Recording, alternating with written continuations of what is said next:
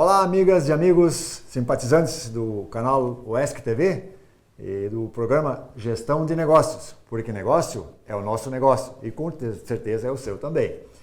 Nos primeiros 3 módulos que apresentamos com a consultoria de Roberto Merlo, trouxemos aqui a importância das assessorias, das consultorias, né? Em seu segundo módulo, falamos sobre gestão, as ferramentas de gestão. E, aliás, um programa muito importante. Se você não viu, vá lá no segundo episódio, né? E no terceiro, colocamos, o Roberto Merlo nos trouxe assim, a questão de quando e como procurar os bancos para buscar dinheiro para os nossos negócios.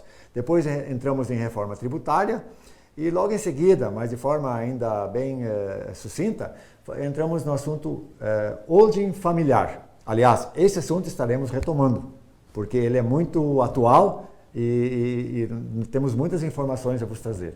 E hoje trazemos aqui o empresário Valdir Tombini. Ele é diretor-presidente do Grupo Tombini, ele é diretor do CITAM, Sindicato Transportes de Chapecó, e também ele é presidente de honra da FETRANSESC, que é a Federação das Empresas de Transporte de Carga do Estado de Santa Catarina. Bem-vindo, Valdir, e estamos aqui para ouvi-lo sobre a sua trajetória empresarial. Bem-vindo, as nossas boas-vindas ao empresário Valdir Tombini, e obrigado por nos ceder esse espaço. Sabemos da sua ocupação, mas também sabemos da sua preocupação em levar a outras pessoas aquele conhecimento que absorveu durante a vida. Então, obrigado também por isso, por compartilhar esse conhecimento conosco. Bem-vindo. Olá, estamos aí à disposição, né? E vamos ver aquilo que podemos contribuir aí para o pessoal que está nos assistindo, né? E fico à disposição aí do amigo Beloni para as perguntas que deseja formular. Muito bem. Primeira curiosidade, assim, que a gente ouve também, né? E a gente sempre se pergunta quando vê um empresário bem-sucedido, né? Como é que essa história começou? Desde quando? Como é que é isso aí? Como é que foram esses primeiros passos? Bom, a história da Tombini, ela começou em 1945, quando o meu falecido pai veio do Rio Grande do Sul, aqui para Santa Catarina. Eu nasci aqui em Palmitos, eu ainda não era nascido, né? Então o pai veio para cá e ele com seus irmãos, eles colocaram um pequeno abatedor de suínos na época e aí vendiam a carne, os derivados e mandavam aí para o Paraná, para a região do norte do Paraná. E depois, um pouco mais tarde, aí separaram, cada um tomou o seu destino. E aí então o falecido pai colocou um mercadinho aí na avenida, onde depois nós, mais tarde, fizemos o nosso supermercado. Mas então foi em 64, fez um pequeno armazém lá, que eu acho que tinha 30 metros quadrados, mais ou menos, onde ele comprava e vendia produtos coloniais, né? Negociava com os agricultores. E aí essa atividade ela foi se desenvolvendo e aí eu ainda na época era jovem, né? E eu tinha um irmão mais velho, né? Que já trabalhava com o falecido pai. E aí ele faleceu precocemente, teve um infarto. Aí com 18 anos eu tive que assumir a direção da empresa. Porque eu era o filho mais velho depois dele, né? E aí a gente continuou trabalhando e na área de cereais começou a crescer um pouquinho e aí tinha um caminhão para transportar os produtos, né? E no fim a gente acabou se tornando para a região um grande cerealista, né? A gente comprava muito. Aqui Palmitos já foi a capital do feijão, né? Então a gente trabalhava muito com feijão, comprava aqui, mandava para São Paulo, para o Nordeste, né? E aí foi criando o corpo, até que chegou um momento que a gente percebeu que essa atividade de cereais, ela estava indo para um caminho que ia se esgotar aqui na nossa região. Porque estava mudando o modelo agrícola em Palmitos, começando com a bacia leiteira, com a integração de suínos, de aves, até então não existia. E nós fomos pioneiros nessa atividade, através, na época da Sadia, a gente foi pioneiro em instalar o fomento, trazendo essa oportunidade para os agricultores, né? Trazendo as vagas para suínos, para aves, e logo em seguida a cooperativa também, através da Aurora, isso acho que foi no ano seguinte, também começou, aí o modelo foi mudando. O agricultor começou a se dedicar mais a animais, né? E consequentemente, o feijão que era cultivado quase só aqui no sul, passou a ser cultivado no centro-oeste do país, a região de Goiás e tal, começou a área mecanizada, e consequentemente os preços começaram a mudar e a propriedade pequena para grãos não dava mais certo. Então foi o momento certo da virada também para os agricultores, né? E a gente percebendo isso, a gente começou aos poucos aí deixando essa atividade e ampliando na área de transporte, que a gente já tinha alguns caminhões para transportar esses produtos, né? E aí a gente foi focando para a área de transporte, né? E em 1975 nós compramos a primeira carreta. 1975. Era a carreta graneleira. Aí, como a gente trabalhava com a Sadia, através do fomento, e suínos e tal, em 76 nos ofereceram uma vaga para colocar um caminhão frigorífico lá. A gente colocou o primeiro, 77 colocou o segundo, e foi dando certo, e a gente foi ampliando, e hoje somos uma empresa de transportes. Eu até tinha botado essa pergunta, porque essa era a minha curiosidade também, eu tenho certeza que de muitos, né? Um pouco, aliás, bastante, você já entrou nesse negócio, mas eu ia te perguntar assim, como é que você, um pouco você já falou, que começou mudando esse foco dos negócios, porque já falou que supermercado, cerealista, transporte, assim, então como é que isso funciona? Material de construção, né? Como é que isso funciona, assim, essa migração? Quando é que esse timing certo, esse tempo certo? Nós tínhamos, como a gente trabalhava com agricultor, né, porque comprava cereais e vendia mantimentos, então a gente tinha o supermercado e tinha a loja de material de construção, então a gente tinha, com exceção de produtos veterinários e tecidos, a gente tinha tudo que o agricultor precisava. Então a gente mantinha essas atividades junto. Quando a gente começou a migrar para os transportes, aí o que a gente olhou? Bom, mercado, ficar com uma loja, isso não vai compensar, né? Então, a gente foca nessa atividade, a gente foca na outra e sai fora. Porém, material de construção, como a gente tinha ligação com a agricultura, e a gente tem até hoje, né, pelo histórico, né, pelo tempo que a gente está aqui, eu nasci aqui, como falei anteriormente, então, nós construímos aviários, chiqueirões, enfim, a gente tem uma ligação muito forte com a área agrícola. E aí passou também a construir casas, né, aqui na área urbana. Então, essa atividade a gente manteve, porque é interessante, ela tem, assim, eu vejo uma boa área para se atuar, né? Então a gente manteve a loja de material de construção e o resto a gente saiu e focou extremamente no transporte. Então hoje nós somos especialistas naquilo que a gente faz, pelo menos a gente procura fazer o melhor, né? E hoje, quais as atividades que continuam na organização Tombini?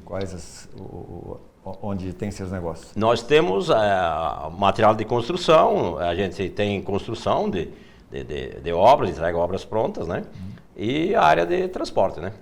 As três áreas. A área agrícola, essa foi a família, houve uma separação disso, né? Hoje não atua mais na área de agropecuária. Não, a gente estava no agronegócio também, né? E sim. Aí, meu irmão era sócio, né? Há muito tempo atrás, aí quando a gente desfez a sociedade, então ficou com ele essa parte do agro, né? Hoje ele também já saiu, ele vendeu, não é mais dele, né? Uhum. Então a gente saiu dessa área aí, né? Nós vimos já o primeiro problema, não problema, quem sabe o problema, mas a primeira dificuldade do seu Valdir foi aos 18 anos. quando se perde, alguém conduzindo os negócios, né? Como era o irmão mais velho, né? O pai estava conduzindo, né? Aí entra nesse negócio novo, nesse mundo novo, né? Aos 18 anos. Quais as etapas mais difíceis, assim, além dessa primeira dificuldade já? Essa, de certo, foi assim para marcar, assim, para fortalecer a pessoa, o indivíduo, Valdir Tombini, né? Eu acho que a vida da gente, às vezes as dificuldades, elas nos mostram que a gente pode crescer com elas. Então, você imagina você assumir praticamente a família e a empresa e os desafios que vêm, né? E a responsabilidade, né? Você é muito jovem, né? E aí teve alguns percalços também, né? Durante o andamento da empresa, né? Nós tivemos, a gente fornecia suínos antes de a gente fazer, se tornar a parceria com a Sadia. A gente vendia suínos para um outro frigorífico aí do Paraná, esse frigorífico quebrou, nos deu um calote, e a gente estava começando, né? Então a gente... Primeiro tombo grande. Foi assim, foi muito difícil, sabe? Hoje, você olhando a estrutura da empresa, como que ela está, muita gente talvez possa até não acreditar da forma que começou e como foi, né? Mas o que você precisa? Você precisa primeiro acreditar no que você faz. E depois você precisa ter persistência, porque problemas sempre vão ocorrer na vida da gente, né? E se você desanimar quando tiver um percalço, aí você certamente não vai chegar a lugar nenhum, né? E então, graças a Deus, a gente tem uma família muito unida, né? Que pega junto, né? Então acho que isso é muito importante, né? Eu, né, quando comecei com meu pai, depois, então, um tempo, meu irmão também foi sócio, participou comigo. Hoje eu tenho meus filhos, eu tenho 2 filhos que começaram como office boy na empresa, desde pequeninhos, né? Aí estudaram, fizeram faculdade, mas nunca se desligaram da empresa, né? Sempre vivendo, eu sempre dizia, olha, vocês têm que se criar dentro da empresa para vocês verem o que é bom e o que é ruim.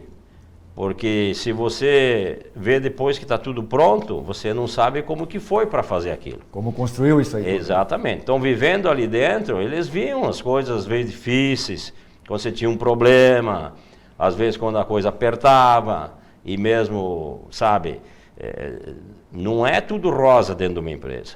Então, isso aí eu acho que ajudou muito também, porque até hoje eles estão trabalhando comigo. Então isso foi muito importante, eles viveram a empresa, se criaram dentro da empresa e hoje me ajudam muito. Tanto é que se não fosse eles, a gente não teria chegado nesse porta da empresa, teria nem condições, porque você não ia conseguir tocar, né? Que bom. Anotei aqui algumas dicas aí que nós já podemos voltar a elas agora como frases.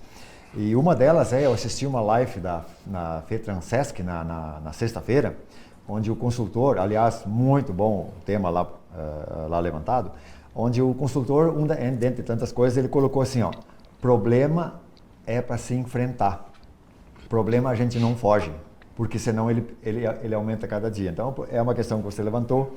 A outra, questão do apoio familiar, acreditar no que faz, né? Então, são dicas assim, né? E uma que é muito do nosso momento, essa eu gostaria assim nós podemos trabalhar um pouco mais agora, que é dificuldades em certos momentos. É o que está acontecendo hoje, né? Com essa pandemia toda, né?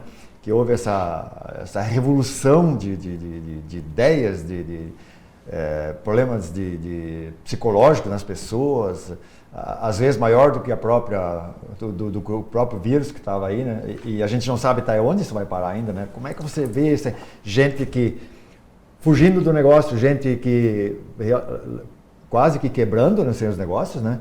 E outros começando alguns negócios, né? Então, como é que você vê esse momento? Como é que você espera? O que a Tombini está fazendo para passar isso? Bom, o que a gente pode falar sobre isso, que A pandemia, ela não afetou a todos da mesma forma, né? Então, claro, vamos falar da nossa atividade do transporte. No início, ela deu um susto muito grande, porque deu a impressão que ia acabar o mundo, né? O primeiro mês aí, uma queda de faturamento de 20%, e tudo fechado, e todo mundo falar em fechar, quer dizer, daqui a pouco você imagina, bom, daqui a pouco eu vou ter os caminhões aí, não tem lugar nem para estacionar, porque não vai ter carga. Então, a gente agiu de cabeça fria, aguardou, tivemos no início aí, assim como a parte da frota, ficou um tempo parada, mas surpreendentemente, aí, isso foi no mês de abril. Maio já começou a alinhar, e junho melhor ainda, e hoje nós estamos na nossa área um aquecimento que a gente não está nem entendendo como é que pode, que fala que o PIB vai ser negativo, em torno de 5%, e hoje você não consegue quase atender os clientes, de tanta demanda de carga que tem, falta de caminhão, falta de tudo, né? Aí você pega a área do turismo, está sofrendo muito, sofreu muito, né? Porque os hotéis ficaram fechados, a parte de eventos não consegue trabalhar. Então, assim, ela tem áreas que afetou, que sofreu muito, né? Mas a nossa área, a área de venda de veículos, enfim, essa parte, a produção de alimentos, ela cresceu. Eu não sei se é porque o pessoal está em casa, está comendo mais, ou porque o governo deu essa ajuda de R$600 aí, e o pessoal está gastando mais, mas enfim, está surpreendendo. Então, acho que é um momento também de cautela, porque a gente não sabe se isso vai permanecer assim ou não, né? Mas de fazer os investimentos necessários para você ali na frente. Nós temos uma projeção de crescimento para o ano que vem, fala-se aí que vai crescer 3%, se crescer 3% o tamanho do país, você imagina, né? Então acho que a gente tem que estar sempre preparado para atender as demandas, né?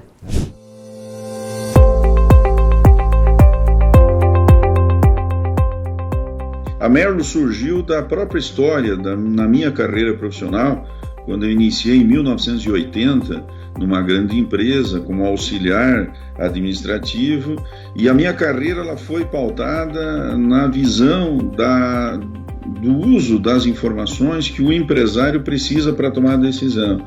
Me formei em 1987, em 1990 iniciei a carreira como docente na universidade, mas sempre trabalhando em grandes corporações. Ocupei o cargo de diretor de controladoria de um grande grupo empresarial, e isso, naquela época, trouxe esta oportunidade, porque muitos empresários procuravam auxílio, procuravam assessoria, e nesse momento eu decidi, em 2008, criar a Merlo Educação Executiva e Assessoria Empresarial para auxiliar os empresários nisso que eu venho há muitos anos trabalhando no dia a dia. Mais de 1,5 milhão de metros quadrados de áreas alfandegadas. Excelência em serviços há mais de 20 anos. A história da Multilog está nestes números, mas para você, eles têm outro significado: a capacidade de transformar o seu negócio. A Multilog é uma empresa logística completa que atua com áreas alfandegadas, centros de distribuição, gerenciamento de estoques e transportes. Como provedor completo de serviços, a Multilog tem presença nos principais corredores logísticos do Brasil. É por isso que a Multilog é a escolha para a cadeia logística de empresas de todos os portes, regionais, nacionais e internacionais. Multilog. Cuidar do que é seu é o nosso negócio.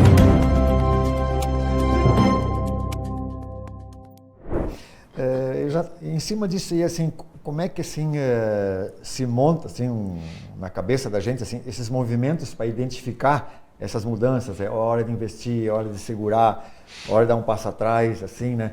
Como é que vai se discutindo isso? Eu falo agora assim, Grupo Tombini, assim, como é que com os filhos que são diretores também, como é que vai se identificando, como é que vão construindo essas ideias? Olha, vamos ter que segurar, olha, vamos... E assim para os nossos telespectadores também, para dar essa ideia de como se faz. Bom, no nosso caso, você parar de investir totalmente nunca. Porque você tem renovação, você tem ampliações, né? Há momentos para mais, há momentos para menos, né? Então, você trabalha mais ou menos com aquilo que os teus clientes te passam também, né? Que vamos dizer assim, nós temos um mix de clientes aí grande, de grandes embarcadores. Você te dá uma projeção, ó, o ano que vem nós vamos crescer aí, o X%, aí precisamos que você... se prepara aí para nos atender. O investimento, muita gente, o que faz? Ela compra quando começa a subir tudo. Nós normalmente fizemos o contrário. Quando está ruim, vamos falar caminhão. Ah, mas ninguém quer comprar, tá louco? Isso não é hora de comprar, e que loucura e tal. Aí você vai lá, ninguém quer comprar, você vai comprar bem porque o cara precisa vender, ele está com o estoque cheio. Olha aí, esse é o investidor da Bolsa que faz assim também. Tá. Aí, quando tá lá em cima, que não para de subir, tem que dar uma segurada.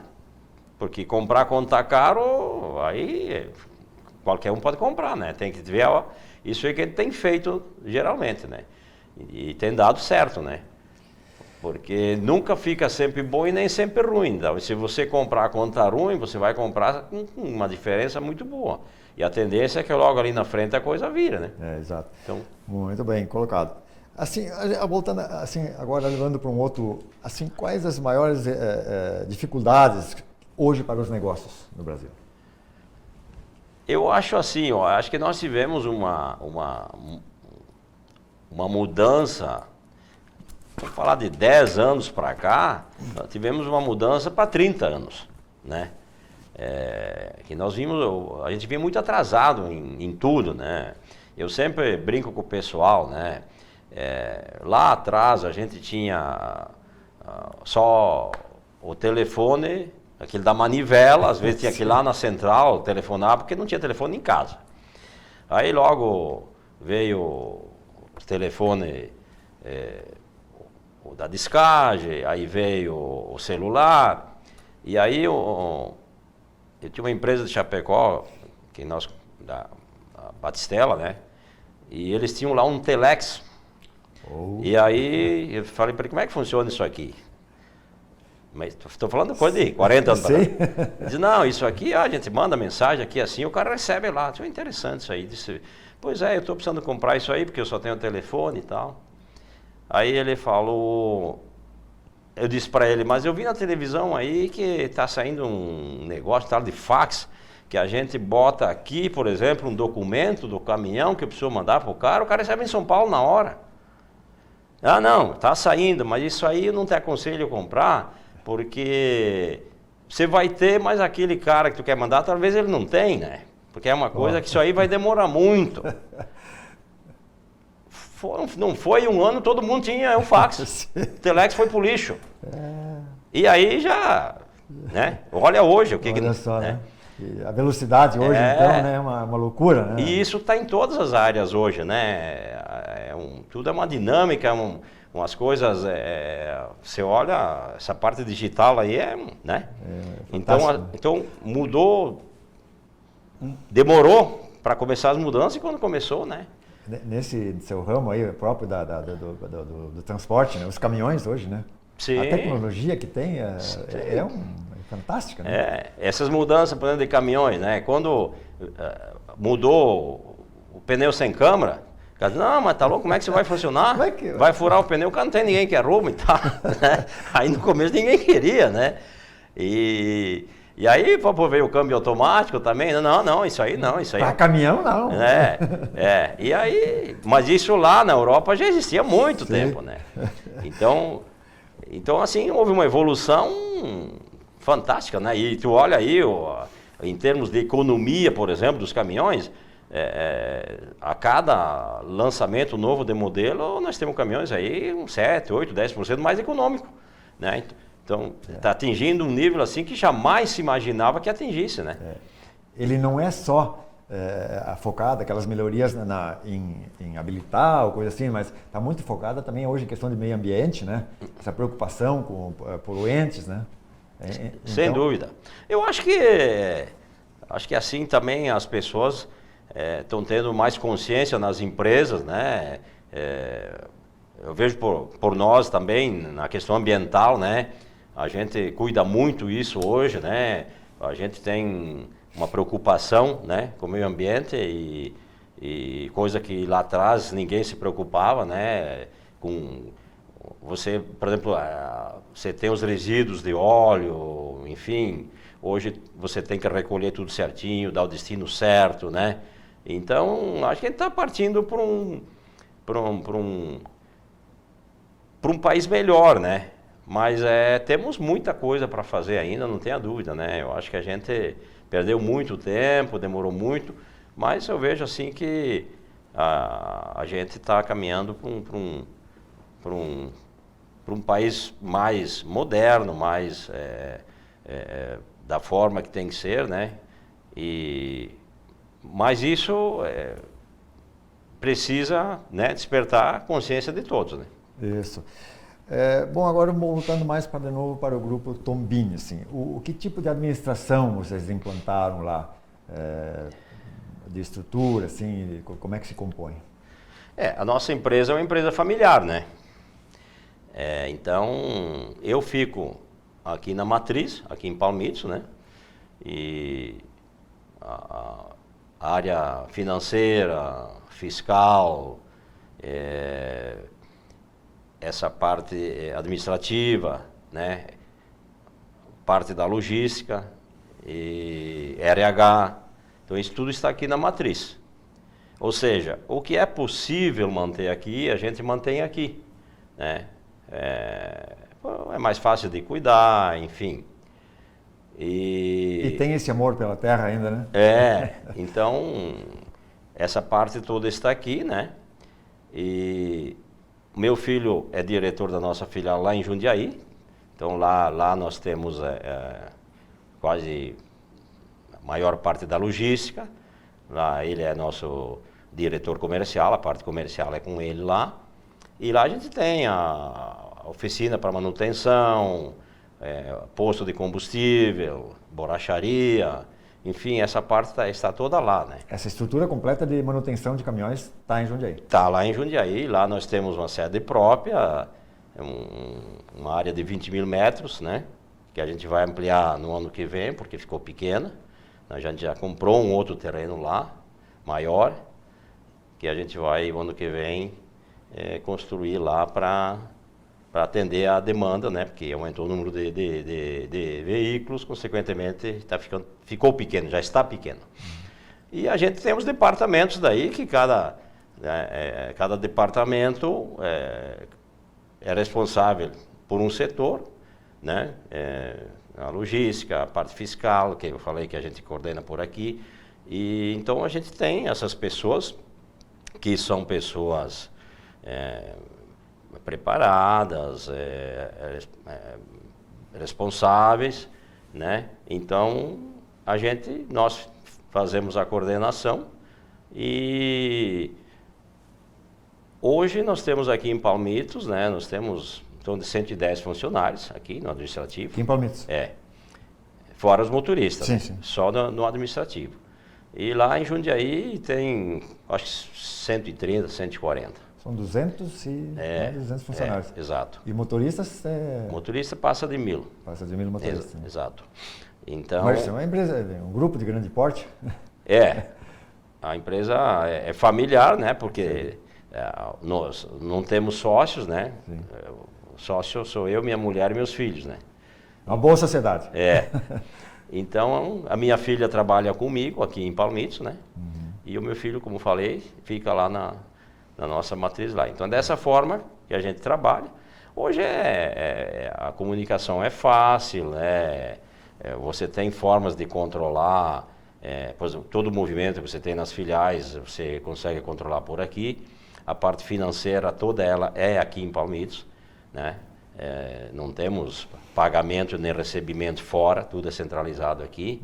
Faturamento também é centralizado aqui. E então, hoje a gente tem mecanismos para você controlar isso, né? Mas tem bastante trabalho. Imagino. Não é... A gente tem conversado bastante com a gente, nós somos amigos de longa data, inclusive ele fez agora participar a nossa empresa lá para participar do Citran, sempre diz, vamos junto, nós temos que ir lá. Então, em cima disso aí, eu vejo também que você dá muita importância à questão de treinamentos. Você tem um em andamento agora até com o pessoal de São Paulo, né, com os motoristas, né? O treinamento que nós temos agora é para os administrativos. Os administrativos. Mas a gente dá treinamento para os motoristas, dá esses cursos aí de direção defensiva, enfim. Hoje, até porque senão você nem consegue carregar em certas empresas se não tiver um MOP, enfim, todos esses... Também se apoia em consultorias, né? Que isso é muito forte lá, né? Sem dúvida, e nós temos também hoje uma empresa de consultoria, né? Que nos acompanha aí, para a gente, vamos dizer assim, nós nos fiscalizar mesmo, olhar aquilo que a gente está fazendo, né? Se está tudo certo, se está... Exato.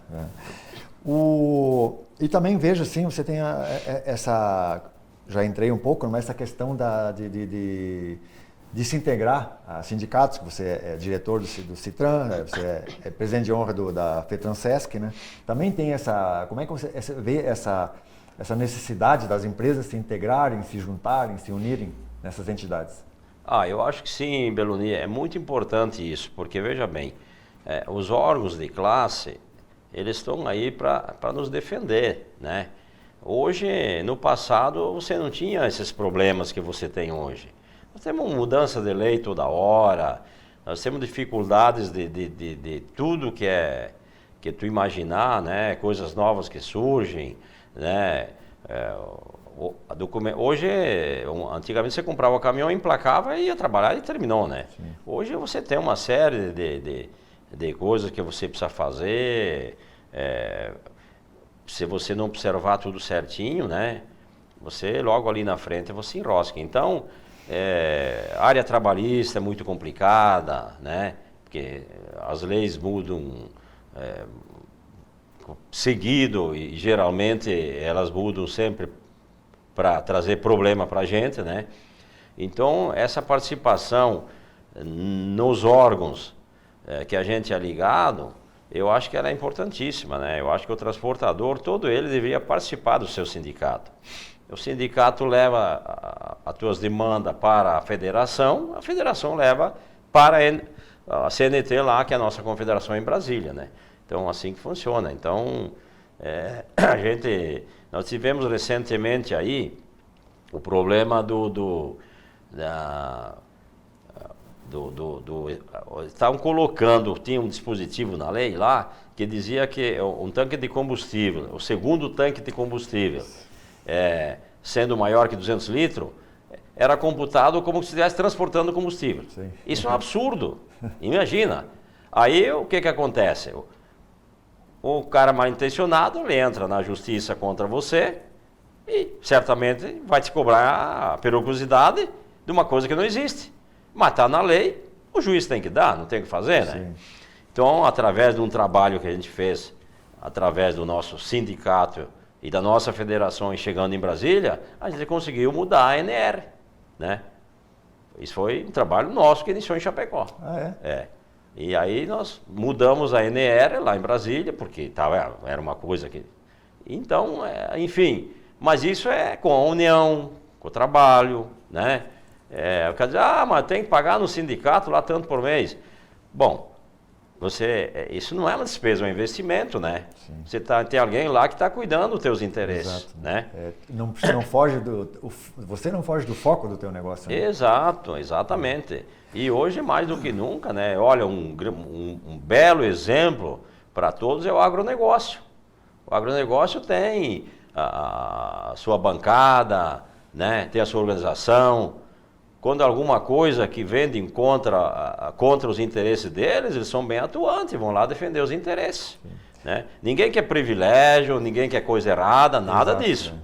Mas aquilo que é correto, que eu estou sendo prejudicado, nós temos que buscar o nosso interesse. E você ir lá sozinho, você não consegue nem falar com ninguém. Então, isso tem que ser através do seu órgão de classe. Né? Pois é. Já estamos estourando o tempo, eu acho que nós vamos dar uma oportunidade de continuar mais um pouquinho. Rapidinho, algumas coisinhas. Eu vejo também que o senhor participa de atividades filantrópicas, né? A semana passada ainda participou de uma live aqui na UESC TV, para uma cadeira de roda, mas então vejo que você tem também essa preocupação, né? De como é que você vê isso para o empresário? Eu acho que isso é muito importante. Eu sempre, né, desde que me conheço, sempre ajudei aquilo que pude, né?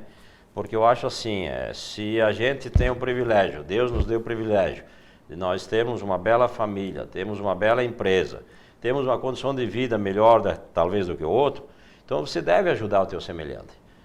E então, eu sempre fiz isso, talvez lá no passado menos, porque a gente tinha menos condições, mas hoje a gente ajuda hospitais, a PAI, no PAI, enfim, aquilo que é possível a gente sempre participa e ajuda. Eu acho que todo empresário, ele deve participar, porque se nós tiramos da onde nós estamos o lucro, né, para a gente se manter, para a gente crescer, é justo que se devolva um pouco para aquele que precisa. Então, eu acho que cada um na sua condição, né, porque não é vergonha se alguém dá R$1.000, o outro dá R$100 ou 50, dá aquilo que você pode. Mas tudo soma, mas né? Para quem está recebendo. Né? Exatamente, mas participe. Eu acho que essa consciência a gente tem que ter. Ok, muito obrigado. Estamos chegando então ao final. E hoje eu só vou explicar como é que nós tínhamos combinado fazer 2 programas com o Sr. Valdir. Esse de hoje, mais nesse molde aqui, ele era para ser mais adiante. Porque no outro, mas esse vai voltar, ele vai ser ou em dezembro ou talvez em janeiro, nós vamos voltar com o Sr. Valdir aqui. E sabe por que nós não fizemos isso hoje? Porque naquele nós vamos mostrar também a família, mas vamos mostrar os hobbies também desse empresário. E um dos hobbies dele é cantar. E como ele fez um trio, isso faz pouco tempo agora, com o Daniel e com o pai do Daniel e o Valdir, fizeram uma apresentação ao vivo, eu estava lá, então nós não conseguimos a autorização do Daniel, mas agora nós vamos correr atrás e na próxima nós vamos chegar aqui e ele vai permitir que o Valdir ofereça essa qualidade também, esse dom que ele tem da música. Valdir, muito obrigado por nos dar essa oportunidade de compartilhar essa tua experiência, a vasta experiência de vida, com dificuldades que vieram, com o sucesso que chegou, né? Mas sempre sendo essa pessoa humilde que você tem sido. Muito obrigado pela oportunidade aí de poder contar um pouco da história e desejar a todos os ouvintes aí que, no momento que assistirem, que façam um bom proveito aí da nossa conversa. Ok, muito obrigado. Eu agradeço a equipe de produção, a Adriane, a Anderson, a Catiane, a Aline, o Adriano, aliás, Anderson, Catiane, a Alice, o Márcio e ao Gustavo por nos proporcionar o apoio necessário para a gente poder estar levando essa bela experiência de vida do Sr. Valdir Tombini. Muito obrigado e até a próxima.